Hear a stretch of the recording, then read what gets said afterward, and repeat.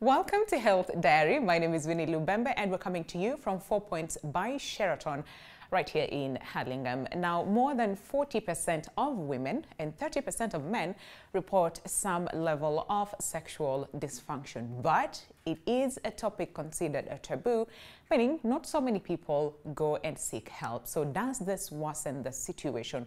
And what exactly is sexual dysfunction? We find out after this fact of the matter.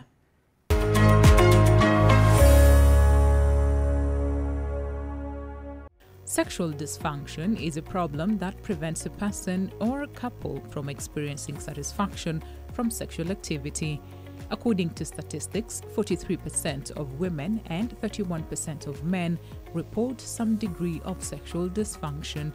It is, however, treated by correcting or addressing the underlying problem or problems that are causing the dysfunction.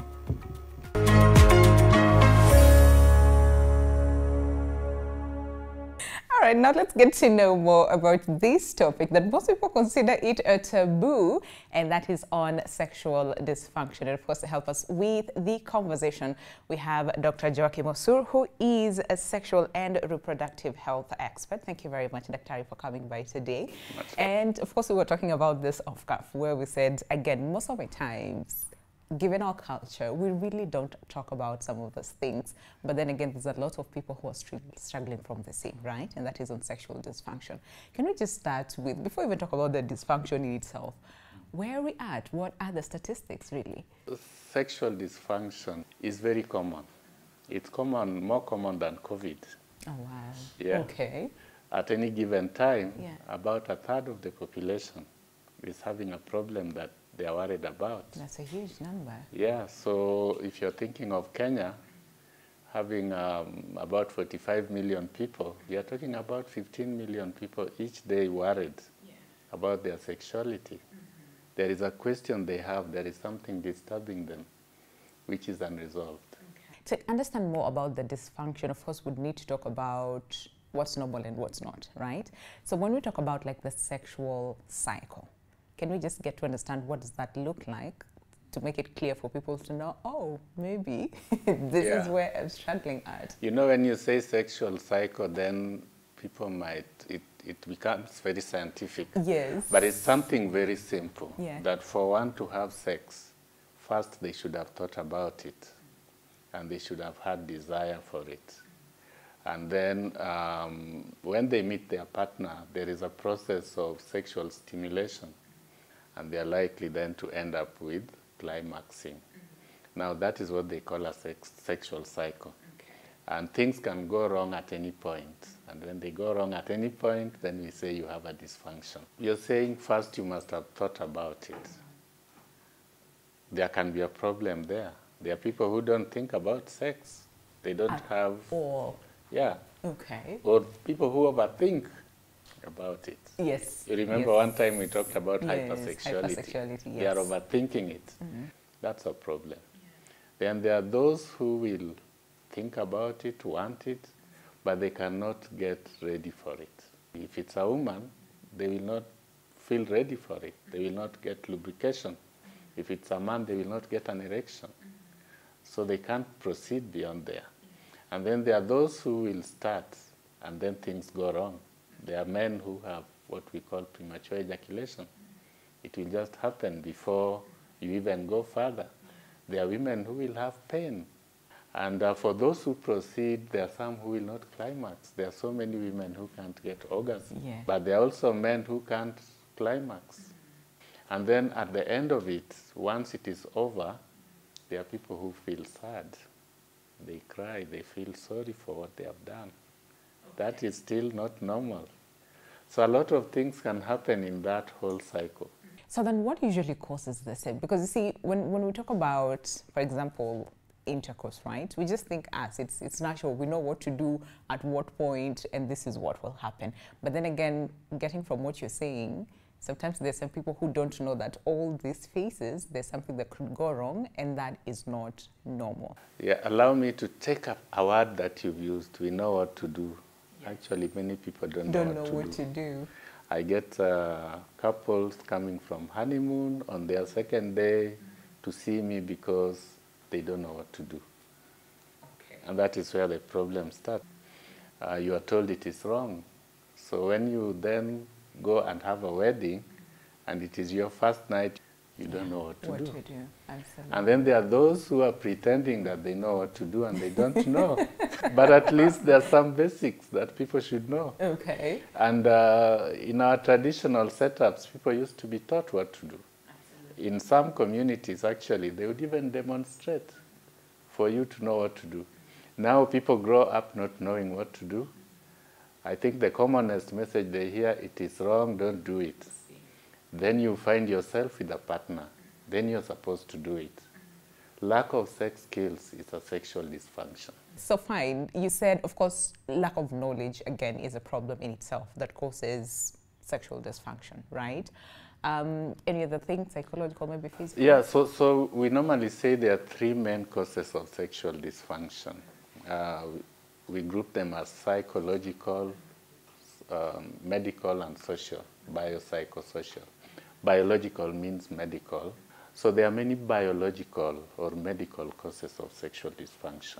I think the commonest is diabetes, hypertension, high cholesterol, being overweight.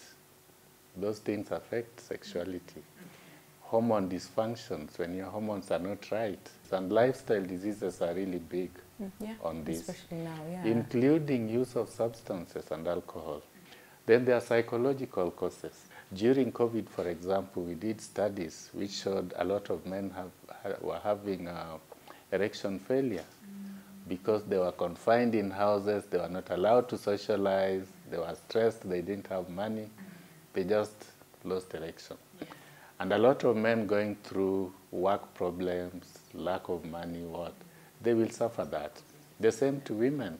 If you're not at peace, you're psychologically disturbed, you end up with a lack of sex desire. Then we have social causes. The commonest social cause of sexual dysfunction is dysfunctional relationships. When people are not coping in their relationships, they can't even have foreplay. We've had stories of someone who comes, you've been quarreling the whole day, exchanging bad words, then in the night they jump on you. How can that happen? They're right. And you know, unfortunately, our law says that there is no rape in marriage. Exactly. It's not healthy, it's not satisfactory. What about like cases of trauma? Because I'm thinking maybe someone who was probably like molested when they were young, sodomized, raped. Can that also contribute to some level of sexual dysfunction? Yes, we group them under the social causes. There is trauma, just the family where you grew up in. I have a lot of women who grew up in an abusive family where mama and daddy were fighting all the time. And they grew up with a lot of trauma, which is not sexual related. It's just that experience, because home is the first place where you learn things. And you learn that men are very harsh, or women are very harsh, and they are not easy to live with. And you start developing in a certain way, and your mind can shut off sexuality. There are women and men today who do not want to create emotional connection with the opposite sex simply because of how they grew up in their families. Then there are those who are molested, and this is it's an epidemic. When they grow up, it remains with them. Then there are things like institutionalized sexual mistreatment, things like FGM. They instill in you something like, this place is bad. You grow up knowing that it's not a place to value.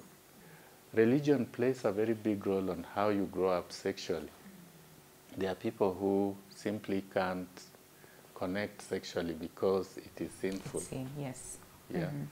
And so there are a lot of cultural, religious, family issues that finally affect the way sex will happen in a marriage.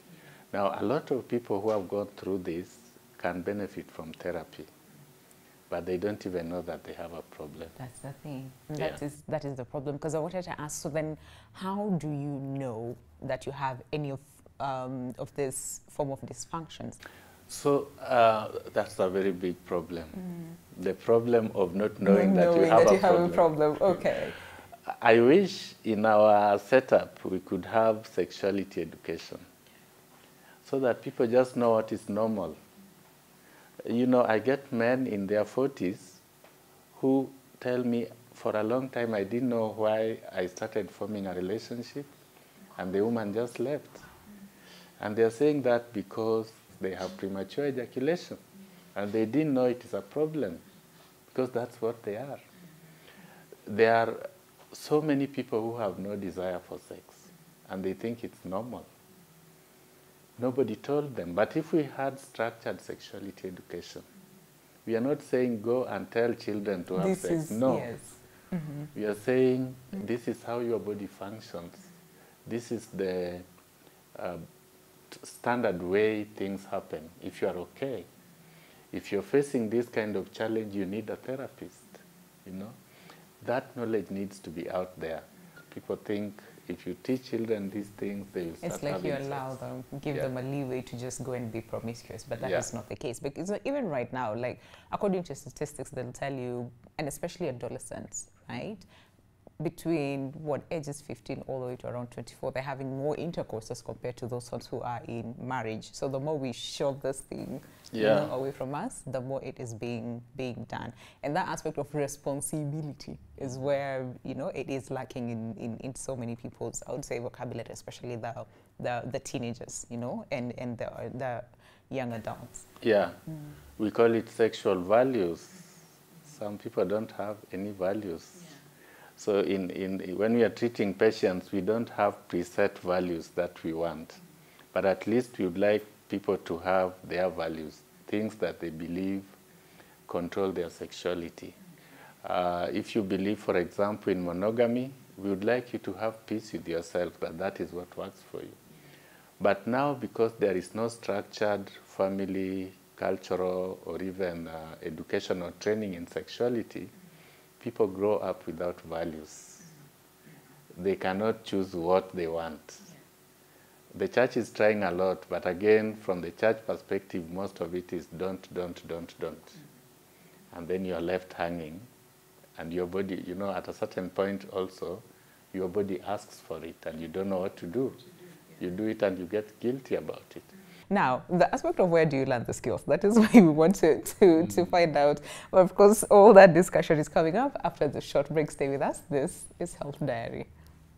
All right, welcome back. Glad you're still with us. This is Health Diary, and today it's all about sexual dysfunction. Like we said when we started the show, of course, this is a topic that most of us either find it awkward to talk about, or we do not want to talk about it completely because it is a taboo topic. But thing is, a third of the population are actually struggling with the same, that is sexual dysfunction. So that means this is a problem that needs to be addressed. And of course, today we have Dr. Joachim Osur, who is a sexual and reproductive health expert, helping us understand more about sexual dysfunction. So Dr. Joachim, then when it comes to diagnosis, so what then is the process of diagnosis? I would really encourage people to do what I call an annual health check.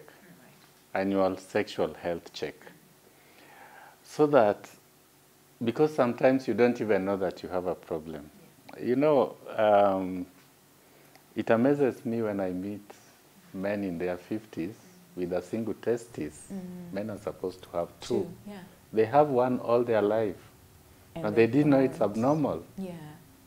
And there are many other things that people have are abnormal, but nobody has ever checked. So just an annual sexual health check would help us a lot, because when you do that, we will look at the biological issues, the medical issues. We'll look at the relationship issues. We'll look at what we are calling the social issues that could affect your sexuality. And we may just discover that, you're living with something that needs attention. Right. Yeah, so that is very important. Well, there are other sexual dysfunctions which one cannot ignore. For example, when a man gets erection failure, it's like the world has crumbled on them. Oh, absolutely. And of course it weighs down on their on minds, the man, yeah. our minds as men is very tied down there. So your ego and everything. So you can't ignore it. Yeah. So they will look for help. Okay.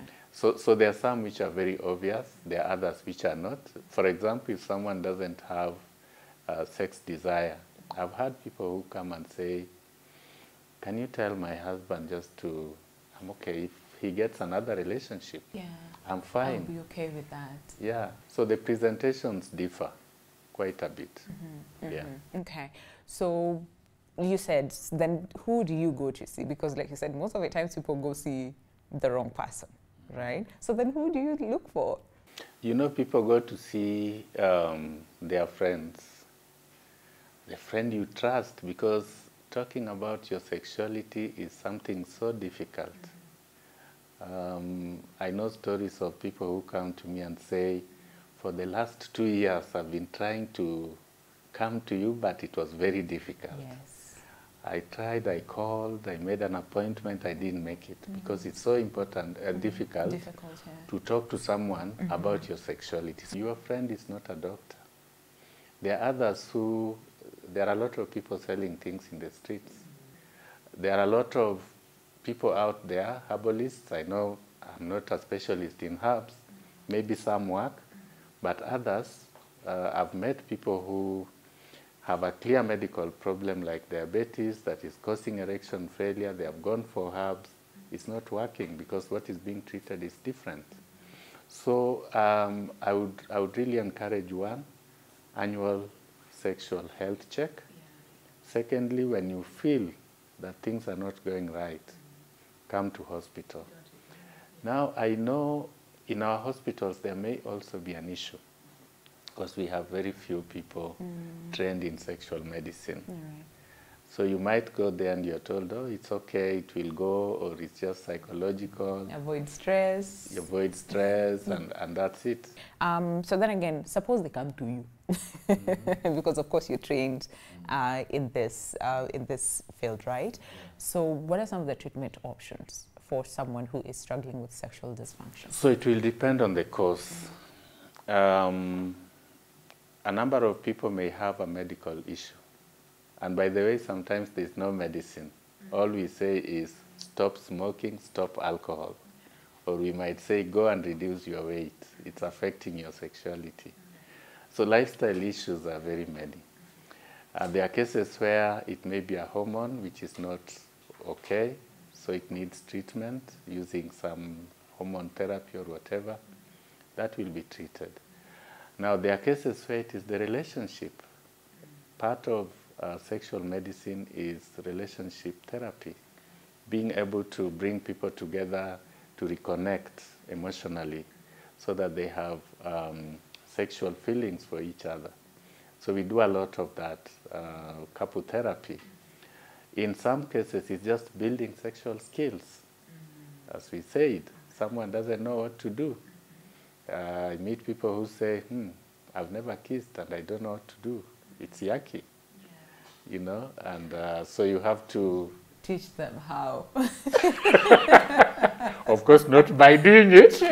True. Yeah. But teach them how. How? Okay. We call it sex coaching. Yeah. Which a lot of it used to happen in families, but don't happen now. Yeah. People used to be coached on how to handle your partner, on how to behave towards your partner so that you are in sync.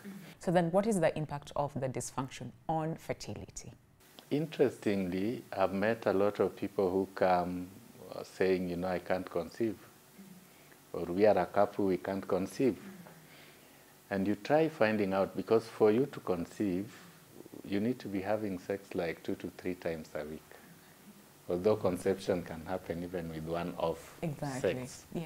We monitor for a year. If you don't conceive, then we say, oh, then you have a problem. Okay. So then before someone gets treatment, or before they even go ahead and seek treatment, because like you said earlier on, it's a very difficult process for so many people, right? So then living or coping with the same, what would you advise someone who is maybe in the process of thinking about getting treatment, but in the meantime, the fact that they're living with a dysfunction? What are some of the coping Let me tell you, mechanisms? it's very difficult to cope with sexual dysfunction, especially for people in long-term relationships. I had a case recently where the man said, I'm giving you 3 months. We either have sex or we part ways. Oh, As I talk now, they have parted ways. Oh, no. Yeah? Yeah. It's very difficult to cope because you need a very supportive partner to be able to go through a sexual dysfunction treatment. They need to support you. We have people out there who will tell you, your erection problem is yours. Wachana na mimi. Go sort yourself, come back and we do it. Yeah. Now that pressure in itself only makes things worse. You don't have sex desire, someone says we must have sex today. It is traumatizing. So it's so difficult to cope. I think the best thing is if you feel there is a problem, seek Just go help and get immediately. help. Yeah.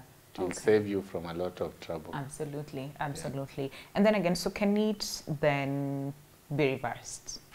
Most of the sexual dysfunctions are treatable. There are some that people are even born with, but we can treat them.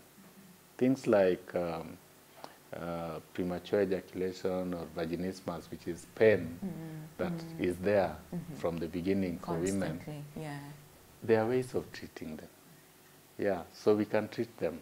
I think the first step is to come forward, seek help, and then we can discuss the issue, make a diagnosis, and design a treatment. Okay. Yeah. All right, but it's so personalized. There's it's no so like personalized. There is no like a single solution for everyone. Yeah. And this is why I have a problem with the blue pill. Because everyone thinks it is a solution to everything. So a man is having problems which could be hormone, they run and buy a blue pill. It doesn't solve the hormone problem. So when it comes to then the treatment is where there's usually like a big problem because like you said, for example, cost is one of the things, right? Can we address that and in terms of then, let's say insurance providers, NHIF, because like you said, there's some things that they cover, but there's some that they don't. But sadly, a third of the population suffers from the same, meaning... Well, I can assure you today, if you go to a doctor and you say, I have sexual pain, your insurance will not pay. They think that's not a disease. If a man goes and says, my erection has failed, the insurance will not pay. What they don't know is that maybe the erection failed because you have diabetes. And that is what brought you to hospital. It gives us a chance to make the diagnosis. Yeah. But the moment they hear that that is the first sign that you presented with, they don't want to pay. We have to change some of these policies. I think sexual problems are medical problems. Sexual rights are human rights. And you can only have a healthy society, a healthy family, if sexuality is also healthy. Where people are struggling, they are quarreling all the time because sex is not working, even their work output will be affected. Absolutely. We've seen life is so interconnected. You know, right now, if you think of sexual medicine and sexology, there are not many institutions in Africa, I'm not even talking about Kenya, that is training on those issues. You have to travel out of Kenya to be trained as a sexual medicine doctor. So we need to invest in training of health workers. Right now in Kenya, there are things we can't treat because we can't even make the right diagnosis because we don't have the gadgets for making the diagnosis. Just, I think a month ago, Aga Khan Hospital was reporting that they did their first surgery. An erectile dysfunction, And yeah, this is an old surgery. Why are we doing it for the first time in Kenya now? It's been done all over the place for so many years.